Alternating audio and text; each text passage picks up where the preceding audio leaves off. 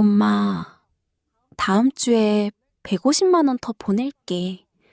지붕 수리한다며. 여긴 걱정하지 마. 새벽 2시 며느리 서연이 그렇게 웃으며 친정어머니와 통화하고 있었습니다. 그 아래층에서는 시어머니 정숙이 중풍으로 쓰러진 남편의 젖은 옷을 갈아입히고 있었죠. 그날 밤 정숙은 알았습니다. 이 집에서 자신과 남편은 가족이 아니라 누군가에게는 짐이 되어버렸다는 것을요. 하지만 서연은 몰랐습니다. 시어머니가 이미 남편의 일기장과 집문서를 찾아냈고 조용히 마음의 준비를 시작했다는 사실을요. 여러분, 오늘도 편안한 노년과 함께 해주세요. 좋아요와 구독은 이 이야기를 끝까지 전할 수 있는 큰 힘이 됩니다. 그럼 지금부터 박정숙 씨의 이야기입니다. 저는 박정숙입니다. 올해 66입니다. 사람들이 그러죠. 부모 마음은 물처럼 아래로만 흐른다고요. 자식에게 주는 사랑은 이유를 묻지 않는다고요. 그런데 부모가 늙고 병들어 누워있을 때 그 물이 다시 거슬러 올라오는 집은 얼마나 될까요? 저는 남편 김영호와 서울 봉천동의 낡은 3층짜리 단독주택에서 살았습니다. 큰아들 민준, 며느리 서연, 그리고 손자 준우까지 함께 살았죠. 겉으로 보면 평범한 3대가 사는 집이었습니다. 하지만 남편이 쓰러진 뒤 그 집의 민낯이 하나씩 드러나기 시작했습니다. 그날 저는 시장에서 시금치를 다듬고 있었습니다. 휴대폰이 울렸고 화면에는 병원 번호가 떠 있었습니다. 보호자분이시죠. 김영호 씨가 뇌졸중 증상으로 응급실에 오셨습니다. 그 말을 듣는 순간 손에 들고 있던 시금치가 바닥으로 떨어졌습니다. 저는 시장 바구니도 제대로 챙기지 못하고 택시를 잡아탔습니다. 서울대병원 응급실에 도착했을 때 남편은 한쪽 얼굴이 살짝 처진 채 누워 있었습니다. 젊은 의사가 제게 말했습니다. 다행히 큰 고비는 넘기셨습니다. 하지만 재활치료를 오래 하셔야 합니다.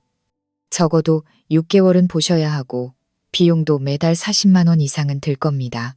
집에서 돌봐주실 분이 있으세요? 저는 그때 아무 의심 없이 대답했습니다.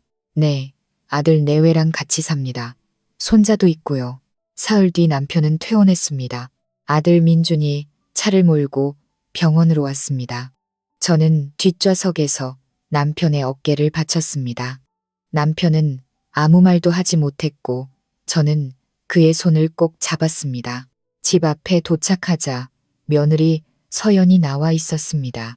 하얀 블라우스에 붉은 립스틱, 손에는 휴대폰을 들고 있었죠. 아버님, 오셨어요? 정말 다행이에요. 서연은 환하게 웃으며 다가왔습니다. 하지만 남편의 몸을 부축하지는 않았습니다. 대신 휴대폰을 들어 사진을 찍었습니다. 아버님, 여기 보세요. 한 장만요. 가족들한테 아버님 퇴원하셨다고 알려야죠. 찰칵, 찰칵. 민준이 대신 남편을 부축했습니다. 저는 아무 말도 하지 않았습니다. 그때 작은 딸 하나의 남편, 그러니까 제 사위 도윤이가 강원도 배송 일을 마치고 바로 달려왔습니다. 작업복도 갈아입지 않은 채 집 안으로 들어와 말했습니다. 아버님, 제가 씻겨드릴게요. 도윤이는 욕실에 따뜻한 물을 받고 수건을 챙기고 남편을 조심스럽게 안아 욕실로 데려갔습니다. 그 모습을 본 서연이 부엌 쪽에서 작게 말했습니다. 참 유난스럽네. 사위가 장인어른 목욕까지 시켜. 딸 하나는 아무 말 없이 아버지의 팔을 받쳐주었습니다. 저는 부엌에서 죽을 끓이다가 냄비 뚜껑을 열고 괜히 오래 저었습니다. 눈물이 나오려는 걸 참으려고요. 그날 밤부터 저는 남편 방에 낡은 플라스틱 의자를 가져다 놓고 앉았습니다. 30분마다 남편 가슴에 손을 얹어 숨을 쉬는지 확인했습니다. 밤 11시, 12시, 새벽 1시, 민준이 방문 앞을 지나가다 안을 들여다봤습니다. 엄마, 좀 주무세요. 제가 볼게요. 제가 고개를 들고 막 대답하려던 순간 3층에서 서연의 목소리가 들렸습니다. 여보, 어디 갔어? 나 기다리고 있는데. 민준은 잠시 멈칫하더니 작게 말했습니다. 엄마, 잠깐씩이라도 눈 붙이세요. 그리고 계단을 올라갔습니다. 저는 아들의 뒷모습을 바라보다가 다시 남편의 가슴 위에 손을 얹었습니다. 남편의 몸은 아직 따뜻했습니다. 다음 날 아침, 저는 부엌에서 죽을 끓이고 있었습니다. 7살 손자 준우가 졸린 눈으로 내려와 제 허리를 안았습니다.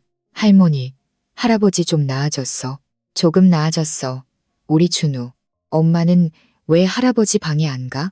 저는 죽을 젓던 손을 잠시 멈췄습니다. 엄마는 바쁘잖아. 출근해야 하니까. 준우는 고개를 끄덕였습니다. 잠시 뒤 서연이 내려왔습니다. 머리는 단정하게 말려 있었고 화장도 이미 끝난 얼굴이었습니다. 그녀는 냉장고에서 커피를 꺼내며 말했습니다. 어머니, 저 출근할게요. 남편 안부는 묻지 않았습니다. 준우가 엄마를 향해 말했습니다.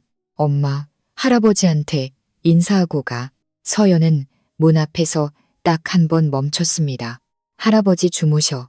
나중에. 그러고는 나갔습니다. 준우가 저를 올려다봤습니다.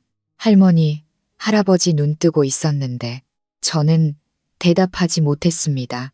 그날 점심, 저는 남편에게 죽을 떠먹이고 있었습니다. 민준이 옆에 앉아 휴대폰을 보고 있었습니다. 민준아, 네, 엄마. 의사가 재활치료 6개월은 해야 한대. 매달 40만 원 정도 든다더라. 민준은 휴대폰을 내려놓고 계산하듯 눈을 깜박였습니다. 네, 엄마 연금에서 20만 원 보탤게. 나머지는 네가 서연이랑 좀 상의해서 부담해 줄 수 있겠니? 민주는 고개를 끄덕였습니다. 알겠어요. 하지만 그날 저녁 저는 들었습니다. 아들 부부 방문이 살짝 열려 있었고 안에서 서연의 낮은 목소리가 흘러나왔습니다. 여보, 6개월이면 240만 원이야. 당신이 알아서 해. 나 이번 달도 엄마한테 돈 보내야 해. 민준이 말했습니다. 그래도 우리 아버지잖아. 서연이 바로 받아쳤습니다. 당신 아버지지. 내 아버지야. 내가 당신 낳았어. 그 순간 저는 문 밖에서 그대로 굳었습니다. 내가 당신 낳았어?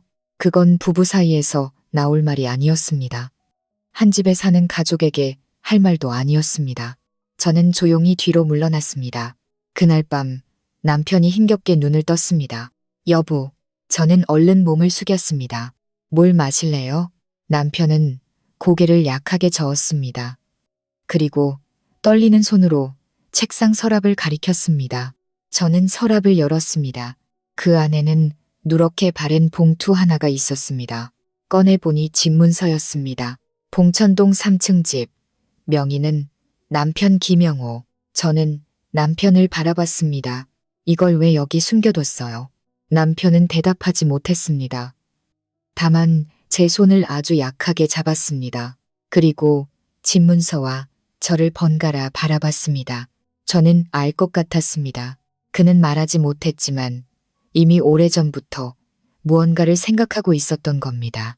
저는 그 봉투를 제 방으로 가져가 오래된 반지꼬리 밑에 넣어두었습니다. 다음 날 아침 저는 은행에 갔습니다. 제게는 30년 동안 모은 적금 400만 원이 있었습니다. 젊었을 때 방직 공장에서 일하며 조금씩 모은 돈이었습니다. 새 옷도 안 사고 외식도 안 하고 버스비 아끼려고 걸어다니며 모은 돈이었죠. 은행 직원이 물었습니다. 전액 해지하시게요? 네, 전부요. 직원이 돈을 세어 봉투에 넣어 주었습니다. 밖에는 비가 쏟아지고 있었습니다. 택시를 타면 10,000원이 넘게 나올 거리였습니다. 저는 그 돈도 아까워 비를 맞고 걸어갔습니다. 집에 도착했을 때 옷은 다 젖어 있었고 머리카락에서는 물이 뚝뚝 떨어졌습니다. 현관 앞에는 택배 상자 3개가 놓여 있었습니다. 기사님이 말했습니다. 최서연님 택배입니다. 여기 두고 가라고 하셔서요. 저는 고개만 끄덕였습니다. 그리고 곧장 남편 방으로 올라갔습니다. 남편은 저를 보자 눈을 크게 떴습니다. 저는 그의 손바닥 위에 봉투를 올려놓았습니다. 당신 재활치료비예요. 걱정하지 말아요. 남편의 눈에서 눈물이 흘렀습니다. 그는 말하려 했지만 소리가 나오지 않았습니다. 저는 그의 눈물을 닦아주었습니다. 제 젖은 머리카락에서 떨어진 물방울이 남편의 병원복 위로 떨어졌습니다. 그날 저녁 서연은 택배 상자를 열었습니다. 새 가방, 새 원피스, 새 구두. 그녀는 거울 앞에서 원피스를 입어보고 사진을 찍었습니다. 인스타그램에 올리고 웃고 댓글을 확인했습니다. 그녀는 제가 비를 맞고 왔는지 묻지 않았습니다. 며칠 뒤밤 저는 남편 방 책상 위를 정리하다가 오래된 책 한 권을 집어들었습니다. 그런데 그 안에서 작은 검은색 수첩이 떨어졌습니다. 처음엔 약 복용 기록인 줄 알았습니다. 하지만 첫 장을 펼치는 순간 제 손이 멈췄습니다. 남편의 글씨였습니다. 작년 5월 8일. 오늘 머리가 어지러웠지만 정수기에게 말하지 않았다. 걱정할까봐. 다음 장. 6월 15일. 밤새 기침했다. 정수기는 4번 일어났다. 민준이는 일어나지 않았다. 서연이도 옆방에서 나오지 않았다. 또 다음 장. 준우가 사탕을 줬다. 서연이가 보고 아이를 혼냈다. 나는 그 사탕을 입에 물고 천천히 녹여 먹었다. 저는 한 장 한 장 넘겼습니다. 거기에는 원망이 없었습니다. 다만 사실만 있었습니다. 누가 왔고 누가 오지 않았는지, 누가 물 한 잔을 건넸고 누가 모른 척했는지, 누가 생일을 기억했고 누가 잊었는지. 마지막 장에는 이렇게 적혀 있었습니다. 내가 먼저 가면 정수기는 하나에게 가야 한다. 그 말은 꺼냈지만 정수기는 재수 없는 소리 말라며 웃었다. 그래도 나는 생각해 두었다. 저는 수첩을 덮었습니다. 오랫동안 울지 않았습니다. 그저 남편의 집문서가 들어있는 반지꼬리를 떠올렸습니다. 그리고 서연이 했던 말도 떠올렸습니다. 내가 당신 낳았어. 그날 밤 저는 수첩을 집문서 옆에 넣었습니다. 그리고 남편 곁으로 돌아가 조용히 손을 잡았습니다. 당신은 다 생각해뒀군요. 남편은 눈을 떴습니다. 말은 못했지만 그의 눈은 피하지 않았습니다. 저도 피하지 않았습니다. 그렇게 우리는 한참을 서로 바라봤습니다. 남편이 잠든 뒤 저는 부엌으로 내려가 진한 보리차를 한 주전자 끓였습니다. 새벽이 밝아올 때까지 혼자 마셨습니다. 그때 저는 아직 몰랐습니다. 앞으로 남은 83일 동안 이 집에서 제가 보게 될 것들이 얼마나 더 차갑고 잔인할지, 그리고 그 83일이 끝난 뒤 제가 이 집을 어떻게 떠나게 될지. 밤이 지나고 일주일이 흘렀습니다. 남편 김영호는 집으로 다시 돌아왔지만 이전과는 완전히 달라져 있었습니다. 말은 거의 나오지 않았고 몸은 더 굳었습니다. 하지만 눈은 여전히 살아 있었습니다. 그 눈으로 남편은 집안의 모든 걸 보고 있었습니다. 그때부터 저는 하루를 시간처럼 살았습니다. 아침 6시. 죽을 끓이고 남편 몸을 닦이고 기저귀를 갈고 체위 바꿔주고 빨래하고 약 먹이고. 하루가 끝나면 밤이 아니라 또 다른 하루가 시작되는 기분이었습니다. 서연은 여전히 변함없었습니다. 아침 8시 반이면 내려와 커피를 마시고 화장을 고치고 휴대폰을 들여다보며 출근했습니다. 남편 방 앞은 그냥 지나쳤습니다. 민주는 달랐습니다. 조금씩, 아주 조금씩 변하기 시작했습니다. 처음에는 방문 앞에 서서 안을 보는 정도였습니다. 그러다 어느 날은 방 안으로 들어와 의자에 앉았습니다. 또 어느 날은 제 대신 죽을 떠먹이겠다고 했습니다. 하지만 손이 떨렸습니다. 아버지, 죄송해요. 죽이 남편 옷 위로 떨어졌고 민주는 당황해 연신 수건으로 닦았습니다. 남편은 그런 아들을 가만히 바라봤습니다. 저는 아무 말도 하지 않았습니다. 그날 처음으로 저는 알았습니다. 아들은 늦었지만 이제야 조금씩 자기 아버지를 보기 시작했다는 걸요. 반면 서연은 여전했습니다. 시어머니가 빨래를 삶고 있는 옆에서 인터넷 쇼핑 택배를 뜯고 회사 사람들 이야기만 했습니다. 어느 날은 유통기한이 사흘 남은 두유 한 상자를 들고 와 남편 머리맡에 올려두고 말했습니다. 아버님, 몸에 좋은 거래요. 저는 상자를 뒤집어 유통기한을 확인했습니다. 그리고 아무 말 없이 약장 안에 넣어두었습니다. 그날 밤 제 연금으로 산 영양분유를 따뜻하게 타서 남편에게 떠먹였습니다. 둘째 주 토요일, 사위 도윤이가 또 내려왔습니다. 예고도 없이 트럭을 몰고 와 현관문을 열며 외쳤습니다. 어머니, 저 왔어요. 그 아이는 늘 그랬습니다. 들어오자마자 남편 상태부터 확인했습니다. 등에 욕창 자국을 보고 바로 큰 사이즈 기저귀와 욕창 방지 크림, 수건과 패드를 사왔습니다. 돈 이야기는 하지 않았습니다. 당연하다는 얼굴로 움직였습니다. 그날 아침 부엌에서 도윤이와 국수를 먹고 있는데 서연이 내려왔습니다. 어머, 제부 또 왔네? 도윤이는 고개만 끄덕였습니다. 네, 아버님 좀 뵈려고요. 서연이 웃었습니다. 참 정성이다. 어떤 아들은 같이 살아도 안 하는데. 그 말에 도윤이는 아무 대꾸도 하지 않았습니다. 그저 조용히 국물만 떠먹었습니다. 저는 그 모습을 오래 바라보다가 낮게 말했습니다. 도윤아, 네, 어머니. 나중에 누가 왜 내가 널 다르게 생각하냐고 물으면 네가 설명하지 마라. 도윤이는 뜻을 다 이해하지 못한 얼굴로 고개를 끄덕였습니다. 네, 어머니. 셋째, 주가 되자 손자 준우에게 습관이 생겼습니다. 유치원에서 돌아오면 제일 먼저 할아버지 방으로 들어가는 것이었습니다. 준우는 제 플라스틱 의자에 앉아 하루 종일 있었던 일을 떠들었습니다. 할아버지, 오늘 친구가 싸웠어. 오늘 급식에 돈가스 나왔어. 선생님이 내 그림 칭찬했어. 남편은 한쪽 입꼬리만 겨우 움직이며 웃었습니다. 그 웃음은 삐뚤어졌지만 준우는 무서워하지 않았습니다. 오히려 더 환하게 웃었습니다.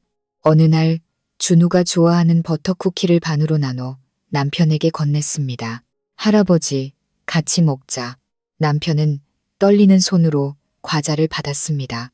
그 순간 서연이 퇴근해 방으로 들어왔습니다. 준우야. 서연의 목소리가 날카롭게 울렸습니다. 엄마가 할아버지 아무거나 드리면 안 된다고 했지? 서연은 남편 손에 있던 과자를 빼앗아 쓰레기통에 던졌습니다. 준우는 울었습니다. 할아버지 아픈 거지 죽는 거 아니잖아. 저는 부엌에서 뛰어나왔습니다. 준우 얼굴은 새빨갛게 달아올라 있었고 눈물범벅이었습니다. 저는 아이를 안아들었습니다. 준우야, 할머니랑 밥하자. 준우는 제 품에 얼굴을 묻었습니다. 계단 중간쯤 올라갔을 때 저는 뒤를 돌아봤습니다. 남편은 침대에 누운 채 저를 보고 있었습니다. 저는 아주 작게 고개를 끄덕였습니다. 남편도 천천히 눈을 감았습니다. 그날 밤 저는 남편 손을 잡고 말했습니다. 준우가 당신 찾아오는 건 좋은 일이에요. 막지 말아요. 남편은 힘없이 제 손을 쥐었습니다. 넷째 주 토요일 밤이었습니다. 저는 혈압약을 찾으려고 2층 공용 욕실 약장을 열었습니다. 그런데 약통 뒤쪽에서 딱딱한 무언가가 손끝에 걸렸습니다. 꺼내보니 파란색 통장이었습니다. 예금주, 최서연, 공동명의 최미자. 최미자는 서연, 친정어머니 이름이었습니다. 잔액 5천만 원. 저는 욕실 한가운데서 한동안 움직이지 못했습니다. 통장을 넘겨봤습니다. 매달 50만 원, 어떤 달은 80만 원, 어떤 달은 100만 원씩 꾸준히 입금돼 있었습니다. 9년 동안 저는 거울 속 제 얼굴을 봤습니다. 흰머리, 주름, 낡은 잠옷, 그리고 다시 통장을 봤습니다. 9년.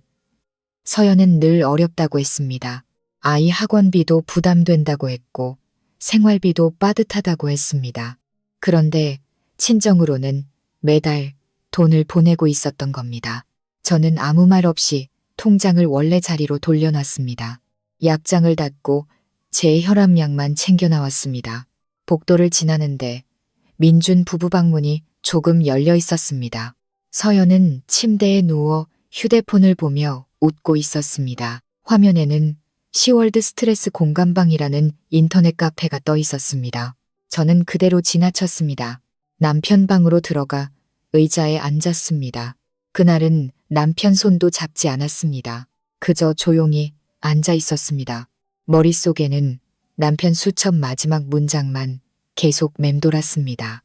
정수기는 하나에게 가야 한다. 저는 남편을 바라보며 아주 작게 중얼거렸습니다. 당신은 다 알고 있었네.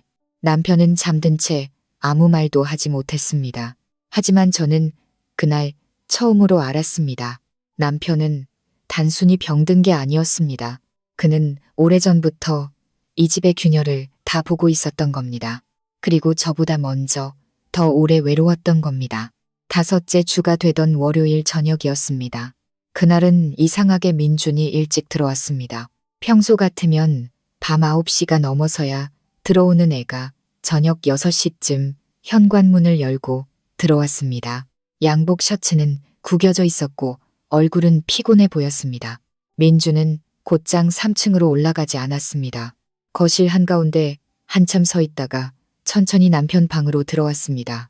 저는 남편에게 죽을 먹이고 있었습니다. 민준이 제 맞은편 의자에 앉았습니다. 잠시 침묵이 흐른 뒤 민준이 입을 열었습니다. 엄마, 제가 해볼게요. 저는 말없이 죽그릇을 넘겼습니다. 민준은 숟가락을 들었습니다. 하지만 첫 숟갈부터 손이 떨렸습니다. 죽이 남편 턱 밑으로 흘러내렸고 민준은 허둥대며 수건으로 닦았습니다. 아버지, 죄송해요. 남편은 그런 아들을 가만히 바라봤습니다. 민준은 다시 한 숟갈을 떠 천천히 입에 넣어드렸습니다. 그렇게 반 그릇쯤 먹였을 때였습니다. 남편이 약하게 고개를 저었습니다. 더 못 드시겠다는 뜻이었습니다. 민주는 숟가락을 내려놓고 한참 손만 바라봤습니다. 그리고 아주 천천히 아버지 손 위에 자기 손을 올렸습니다. 아버지와 아들, 둘 다 말이 없었습니다. 저는 그 모습을 오래 바라보다가 조용히 자리에서 일어났습니다. 남편과 아들 둘만 남겨두고 부엌으로 내려왔습니다. 싱크대에서 남은 죽을 버리는데 갑자기 시어머니가 예전에 했던 말이 떠올랐습니다. 아들은 아무리 늦어도 언젠가는 자기 아버지 옆에 앉게 된다. 그땐 무슨 뜻인지 몰랐습니다. 그날 조금 알 것 같았습니다. 저녁 식사 시간, 식탁에는 저와 민준, 준우 셋만 앉아 있었습니다. 서연은 아직 돌아오지 않았습니다. 준우가 물었습니다. 할머니, 아빠 오늘 왜 할아버지 방 오래 있었어? 저는 웃으며 대답했습니다. 아빠도 할아버지 아들이잖니. 준우는 고개를 끄덕였습니다.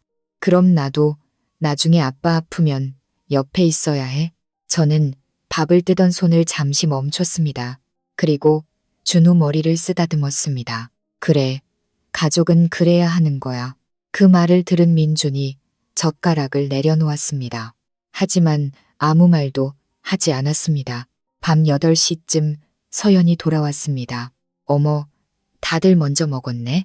서연은 아무 일도 없다는 듯 앉아 회사 이야기를 늘어놓았습니다. 상사가 새 차를 샀다는 이야기, 동료 부부가 이혼 위기라는 이야기, 연말 제주도 워크숍 이야기, 혼자 한참 떠들었습니다. 민주는 한마디도 하지 않았습니다.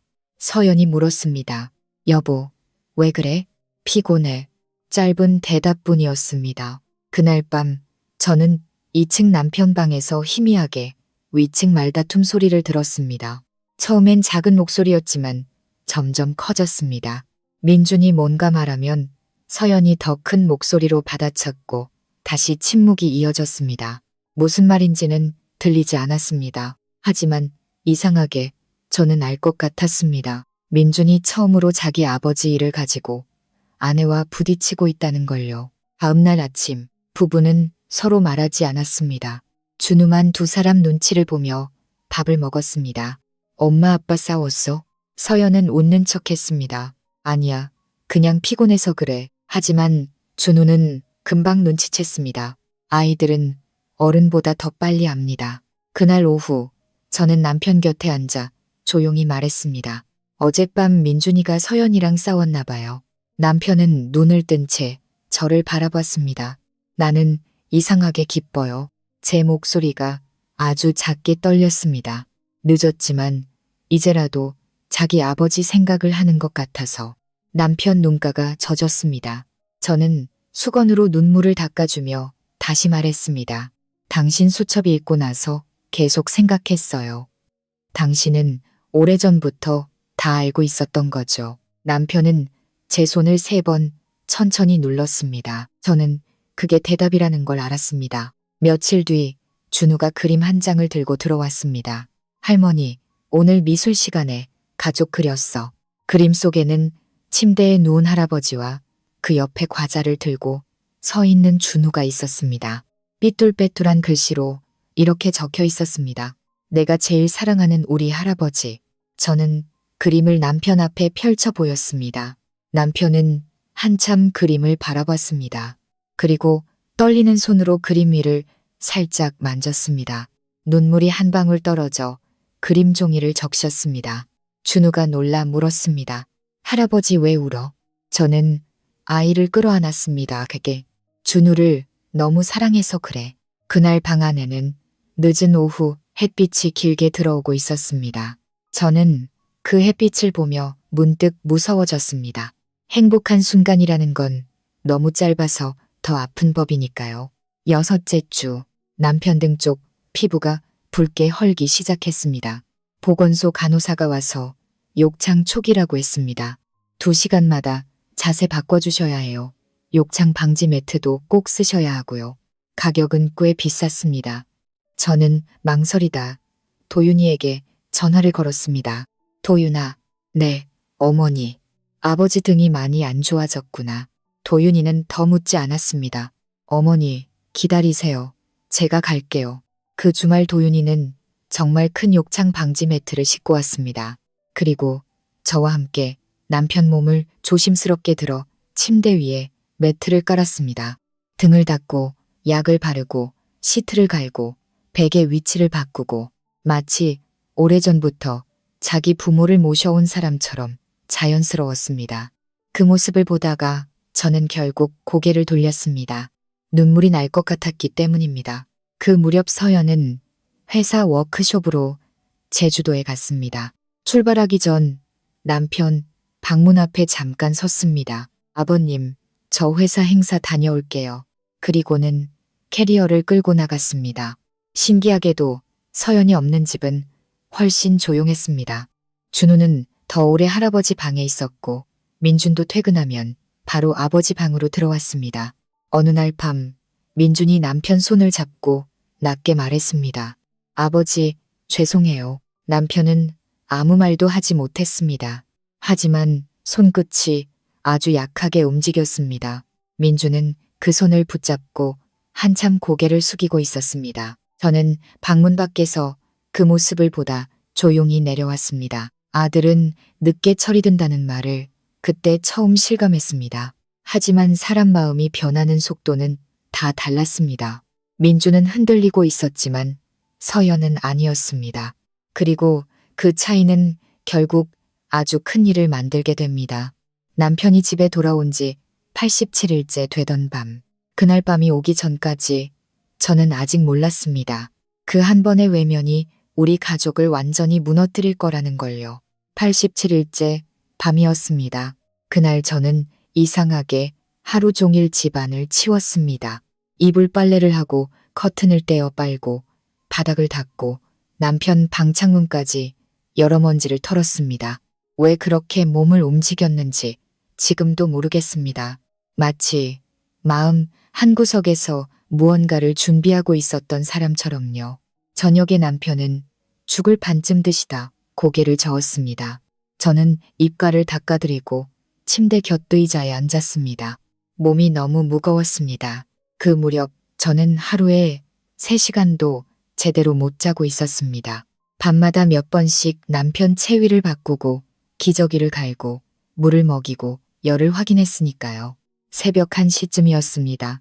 남편이 아주 작게 제 이름을 불렀습니다. 정숙.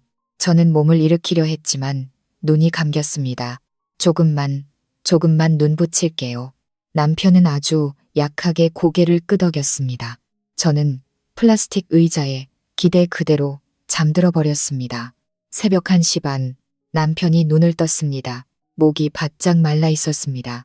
침대 옆 탁자에는 물컵이 있었지만 손이 닿지 않았습니다.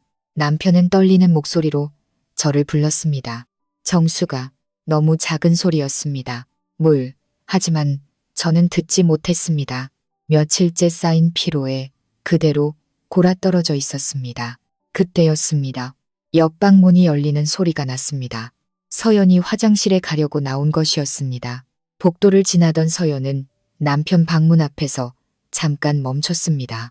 안에서는 남편이 힘겹게 손을 뻗고 있었습니다. 물. 서연은 분명 들었습니다. 남편을 한번 바라봤습니다. 그리고 그대로 화장실로 걸어갔습니다. 5분 뒤 서연은 다시 방 앞을 지나갔습니다. 이번에도 남편은 작게 중얼거렸습니다. 물. 하지만 서연은 문을 닫고 자기 방으로 들어갔습니다. 그날 밤 서연은 침대에 누워 휴대폰을 켰습니다. 그리고 인터넷 카페에 글을 올렸습니다.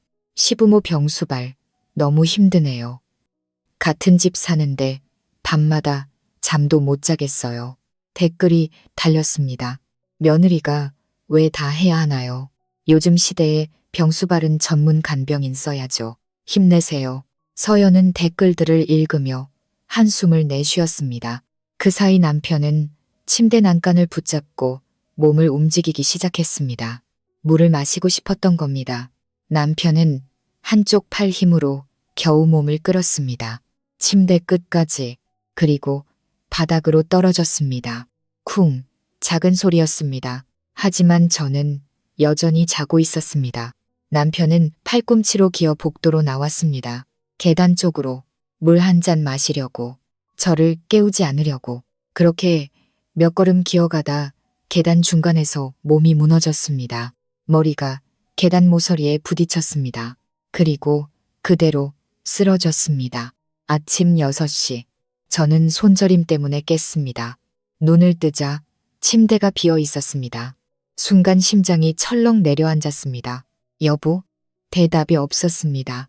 저는 비틀거리며 복도로 나갔습니다. 그리고 계단 아래를 봤습니다. 남편이 쓰러져 있었습니다.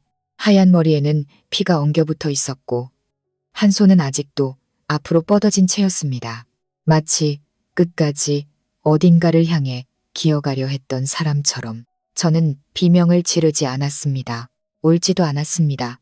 그저 천천히 계단을 내려갔습니다. 남편 곁에 무릎을 꿇고 목을 짚었습니다. 맥은 있었습니다. 저는 곧장 위층으로 뛰어 올라갔습니다.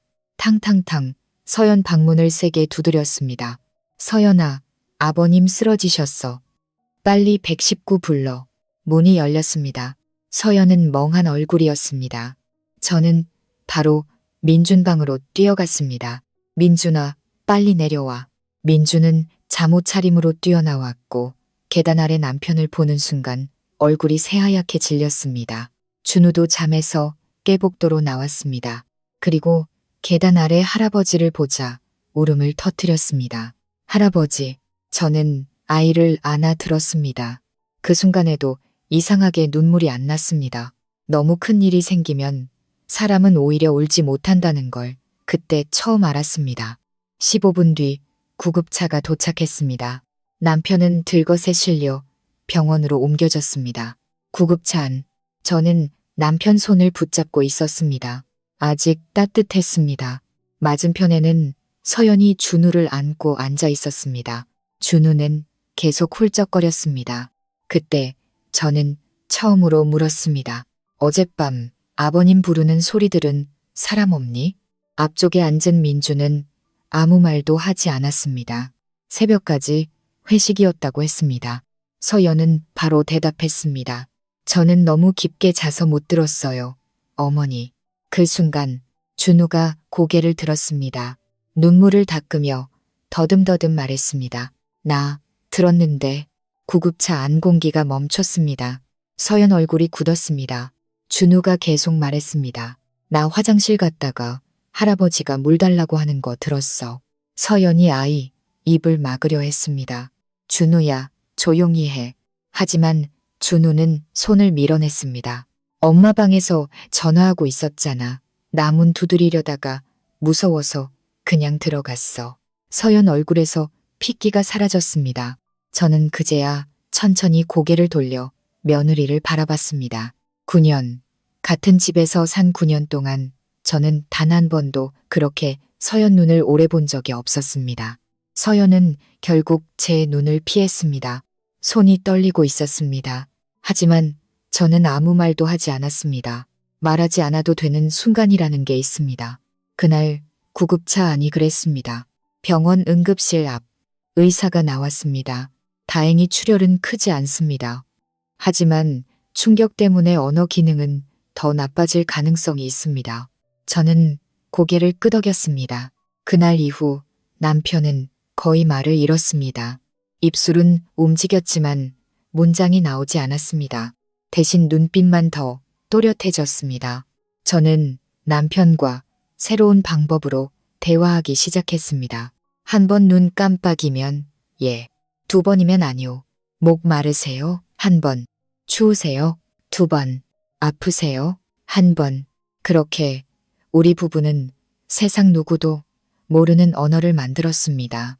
병원에서 돌아온 뒤 저는 시장에 가서 큰 박스 2개를 샀습니다. 그리고 조금씩 짐을 싸기 시작했습니다.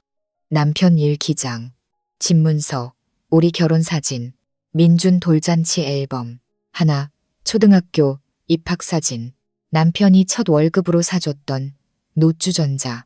저는 그것들을 하나씩 박스 안에 넣었습니다. 아무도 모르게 침대 밑 깊숙한 곳에 숨겨두었습니다. 어느 날 딸 하나가 집에 왔다가 우연히 그 박스를 봤습니다. 엄마, 이거 뭐야? 저는 거울 앞에서 머리를 빗다가 말했습니다. 조금씩 정리하는 거야. 하나는 더 묻지 않았습니다. 대신 제 뒤에 서서 조용히 제 머리를 빗겨주었습니다. 그리고 아주 작게 말했습니다. 엄마, 언제든 오면 돼. 저는 대답하지 않았습니다. 하지만 그날 밤 처음으로 생각했습니다. 아, 나는 정말 이 집을 떠나게 되는구나. 남편은 병원에서 돌아온 뒤 더 조용해졌습니다. 이전에는 힘겹게라도 한두 마디를 하려 했는데 이제는 입술만 움직였습니다. 하지만 저는 알 수 있었습니다. 남편이 무슨 말을 하고 싶은지. 50년 가까이 함께 살면 말보다 눈빛이 먼저 익히게 됩니다. 그날 이후 집안 분위기는 완전히 달라졌습니다. 민주는 거의 매일 남편 방에 들어왔습니다. 예전처럼 문 앞만 서 있다 지나가지 않았습니다. 퇴근하면 넥타이도 안 풀고 먼저 아버지 방으로 들어왔습니다. 의자에 앉아 한참 아무 말 없이 손만 잡고 있었습니다. 어느 날 밤이었습니다. 남편이 잠든 뒤 민준이 제게 물었습니다. 엄마, 왜, 아버지, 그날 밤 혼자 내려오신 거야? 저는 한참 대답하지 않았습니다. 그리고 아주 천천히 말했습니다. 물 마시려고 그러셨겠지. 민준 얼굴이 무너졌습니다. 그 애는 더 묻지 못했습니다. 대신 얼굴을 감싸준 채 오래 앉아 있었습니다. 저는 그 모습을 보며 생각했습니다. 후회는 늘 늦게 온다고. 그리고 늦게 온 후회는 사람을 오래 망가뜨린다고. 반대로 서연은 점점 더 조용해졌습니다. 이전처럼 회사 이야기를 길게 하지 않았고 집에서도 웃는 일이 줄었습니다. 하지만 그렇다고 달라진 건 아니었습니다. 남편 방에는 여전히 오래 들어가지 않았고 저와 눈을 마주치는 것도 피했습니다. 단지 무서워하고 있다는 건 느껴졌습니다. 준우가 구급차 안에서 했던 말 때문이었습니다. 그 아이는 거짓말을 하지 않았으니까요. 어느 토요일 오후였습니다. 서연은 회사 행사에 간다며 분홍색 원피스를 입고 내려왔습니다. 남편 방문 앞에 잠깐 섰다가 말했습니다. 아버님, 저 다녀올게요. 저는 남편에게 죽을 떠먹이며 아무 대답도 하지 않았습니다. 서연은 잠깐 서 있다가 그대로 나갔습니다. 현관문 닫히는 소리가 들렸습니다. 그때 저는 문득 깨달았습니다. 이 집에서 가장 큰 소리는 싸움이 아니라 무관심이었다는 걸요. 누군가를 미워하는 사람은 아직 그 사람을 바라봅니다. 하지만 정말 마음이 떠난 사람은 아예 보지 않습니다. 서연은 남편을 그렇게 대하고 있었습니다. 며칠 뒤 하나가 집에 왔습니다. 하나는 남편 곁에 오래 앉아 있다가 제 방으로 들어왔습니다. 그리고 침대 밑 박스를 꺼냈습니다. 엄마, 이거 다 뭐야?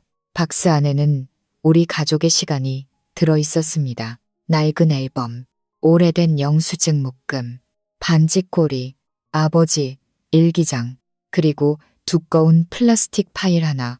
하나는 파일을 열어보다가 얼굴이 굳었습니다.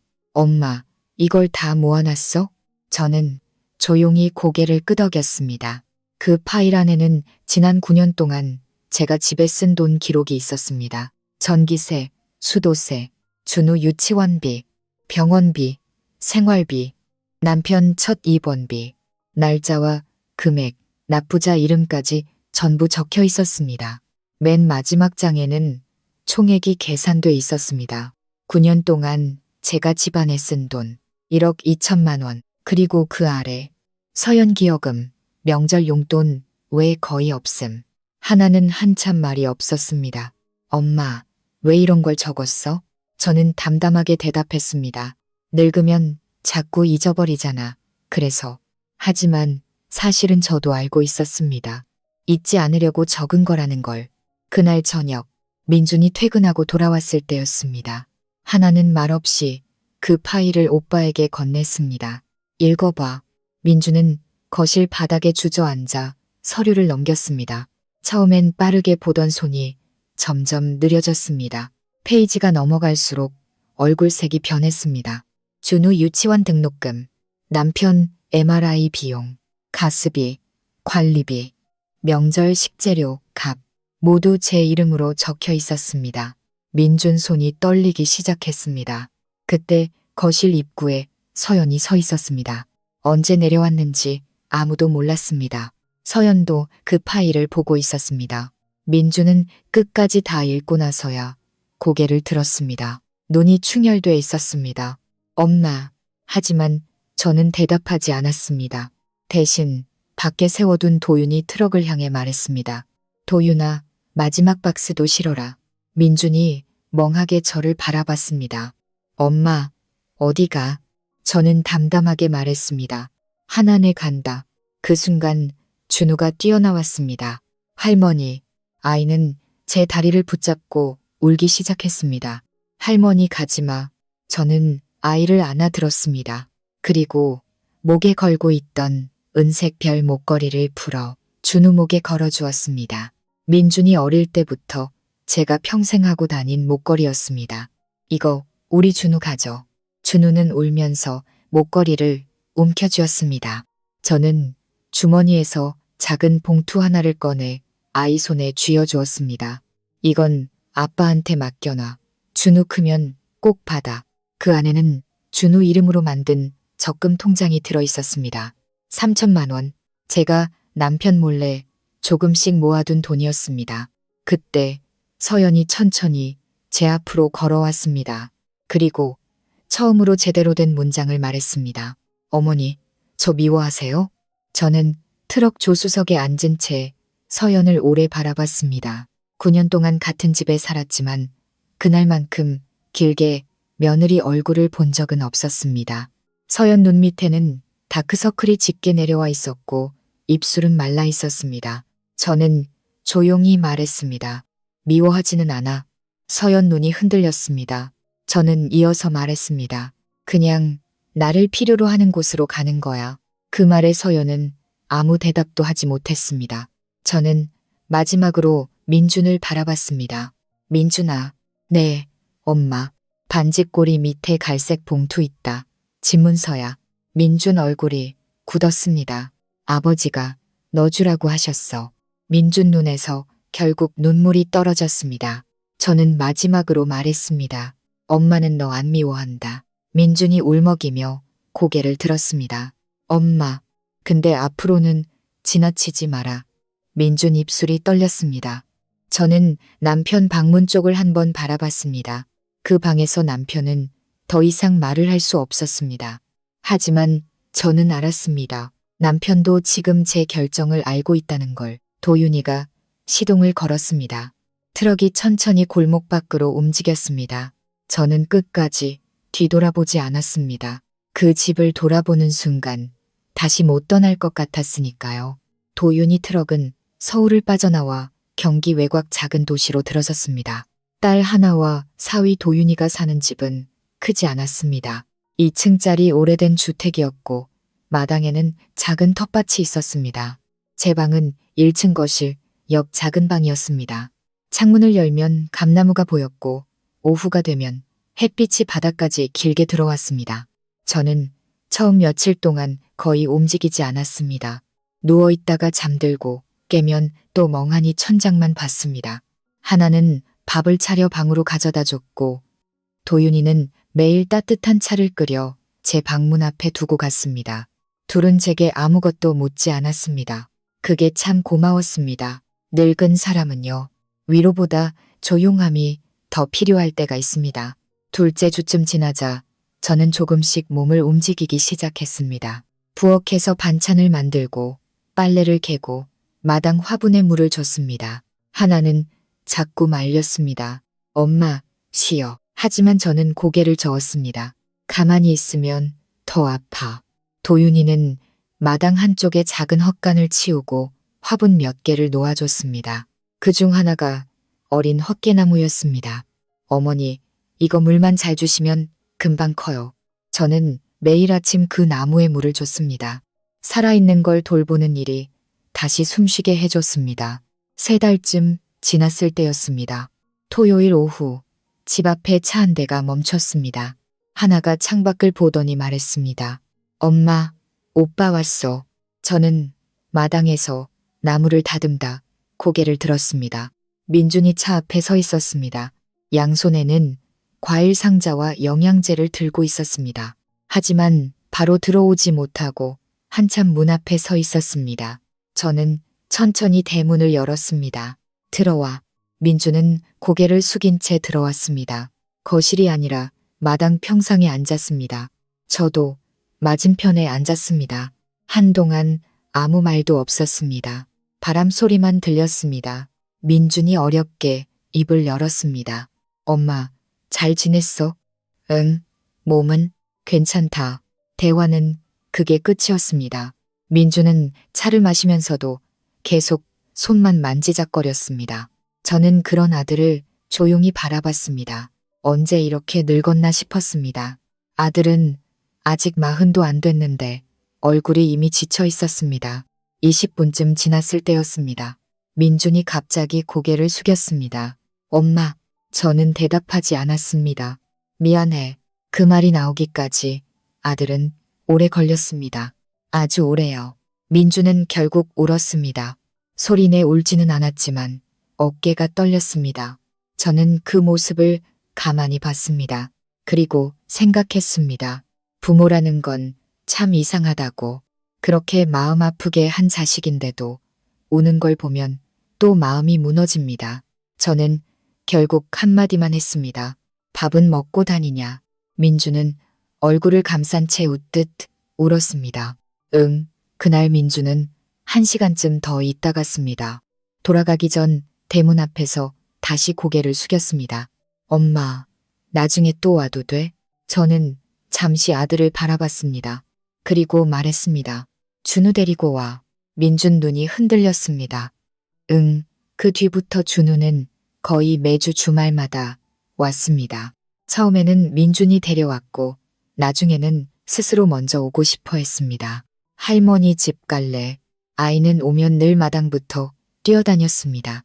도윤이를 따라 낚시도 가고 하나와 같이 전도 부치고 저와 함께 된장찌개도 끓였습니다. 저는 준우에게 작은 것들을 가르쳤습니다.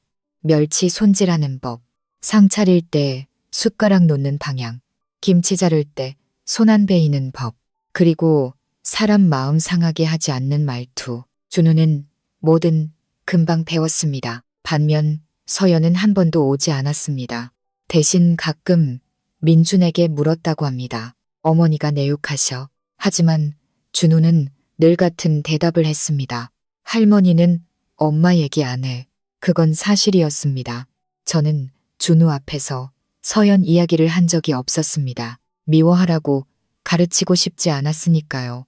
어른들의 잘못을 아이 마음에 넣는 건 너무 잔인한 일입니다. 1년 반쯤 지났을 무렵이었습니다. 저녁 식사 중 준우가 갑자기 말했습니다. 엄마, 서연이 대답했습니다. 왜? 할머니가 그러는데 가족은 집안일 같이 하는 거래. 식탁이 조용해졌습니다. 서연 얼굴이 굳었습니다. 할머니가 그런 말 했어? 준우는 고개를 저었습니다. 나 들었어. 할머니가 도윤이 삼촌이랑 얘기하는 거. 그 말을 듣고 민준이 천천히 고개를 들었습니다. 그리고 처음으로 아주 오래 서연을 바라봤다고 합니다. 그건 남편이 아내를 보는 눈이 아니었다고 나중에 민준 스스로 말했습니다. 내가 이 사람을 제대로 본 적이 있었나. 그런 눈이었다고요. 그날 이후 민준은 거실 소파에서 자는 날이 많아졌습니다. 그리고 어느 날 회사에서 이혼 서류 양식을 가져왔습니다. 서연은 조용히 물었습니다. 진심이야? 민준은 말했습니다. 더는 못 살겠다. 신기하게도 둘은 크게 싸우지 않았다고 합니다. 이미 너무 오래 멀어져 있었기 때문입니다. 서연도 결국 알고 있었던 겁니다. 무너진 건 그날 밤 한 번이 아니라 아주 오래전부터였다는 걸요. 이혼하기 전날 서연은 혼자 하나네 집에 왔습니다. 초인종 소리에 하나가 문을 열었습니다. 언니, 서연은 말했습니다. 어머니한테 인사만 하고 갈게. 저는 마당에서 나무를 다듬고 있었습니다. 서연은 제 앞까지 와서 고개를 숙였습니다. 어머니, 저 내일 부산으로 내려가요. 저는 조용히 고개를 끄덕였습니다. 그래, 인사드리고 싶어서 왔어요. 저는 나무를 다듬던 손을 멈추지 않았습니다. 잠시 뒤 서연이 떨리는 목소리로 말했습니다. 죄송했습니다. 그 말 뒤로는 아무 말도 이어지지 않았습니다. 저도 마찬가지였습니다. 어떤 사과는 너무 늦게 오고 어떤 상처는 이미 시간이 지나버립니다. 그래도 저는 마지막으로 말했습니다. 가는 길 조심해라. 서연은 결국 울었습니다. 하지만 저는 끝내 고개를 들지 않았습니다. 그 아이가 떠난 뒤에도 한동안 마당에는 울음 섞인 숨소리만 남아 있었습니다. 서연이 떠난 뒤 마당은 한동안 조용했습니다. 하나는 제 눈치를 보며 물었습니다. 엄마, 괜찮아? 저는 손에 묻은 나물잎을 털며 말했습니다. 하지만 그날 밤 저는 쉽게 잠들지 못했습니다. 미워하지 않는다고 생각했는데 사람 마음은 그렇게 단순하지 않았습니다. 서연이 마지막에 울던 얼굴이 자꾸 떠올랐습니다.